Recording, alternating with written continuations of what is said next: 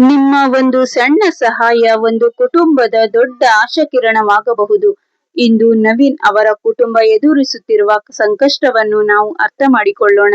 ಚಿಕಿತ್ಸೆಗಾಗಿ ಬೇಕಾಗಿರುವ ಹಣದ ಮೊತ್ತ ದೊಡ್ಡದಾಗಿರಬಹುದು, ಆದರೆ ನಮ್ಮಲ್ಲಿ ಪ್ರತಿಯೊಬ್ಬರು ಕೈಜೋಡಿಸಿದರೆ ಆ ದೊಡ್ಡ ಮೊತ್ತವು ಸಾಧ್ಯವಾಗುತ್ತದೆ.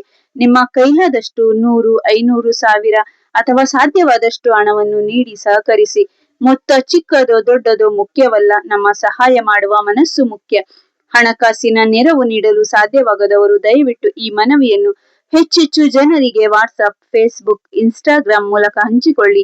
ನಿಮ್ಮ ಒಂದು ಶೇರ್ ಕೂಡ ನವೀನ್ ಅವರ ಚಿಕಿತ್ಸೆಗೆ ನೆರವಾಗುವ ದಾರಿ ತೋರಿಸಬಹುದು. ಒಂದು ಜೀವ ಉಳಿಸಲು ನಾವು ಎಲ್ಲರೂ ಒಂದಾಗಿ ನಿಲ್ಲೋಣ. ನಿಮ್ಮ ಸಹಾಯವೇ ಅವರ ಕುಟುಂಬಕ್ಕೆ ಧೈರ್ಯ. ದಯವಿಟ್ಟು ಸಾಧ್ಯವಾದಷ್ಟು ಸಹಾಯ ಮಾಡಿ ಮತ್ತು ಈ ಮನವಿಯನ್ನು ಶೇರ್ ಮಾಡಿ. ನಮ್ಮಿಂದಾದ ಸಣ್ಣ ಸಹಾಯ ಮತ್ತೊಬ್ಬರ ಬದುಕಿನಲ್ಲಿ ದೊಡ್ಡ ಬದಲಾವಣೆ ತರಬಹುದು.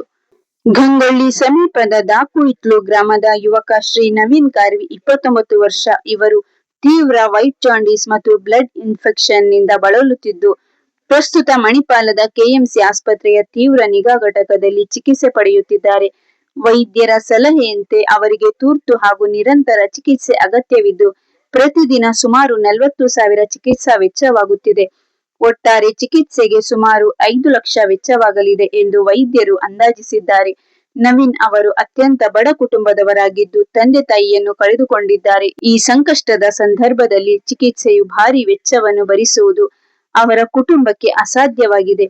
ಆದ್ದರಿಂದ ಸಹೃದಯಿ ದಾನಿಗಳಾದ ತಾವು ತಮ್ಮ ಕೈಲಾದಷ್ಟು ಆರ್ಥಿಕ ನೆರವು ನೀಡಿ ಒಬ್ಬ ಯುವಕನ ಜೀವ ಉಳಿಸುವ ಈ ಮಾನವೀಯ ಕಾರ್ಯದಲ್ಲಿ ಭಾಗಿಯಾಗಬೇಕಾಗಿದೆ. ವಿನಮ್ರವಾಗಿ ಕೋರುತ್ತೇನೆ. ನಿಮ್ಮ ಸಣ್ಣ ಸಹಾಯವು ಒಂದು ಜೀವವನ್ನು ಉಳಿಸಬಹುದು.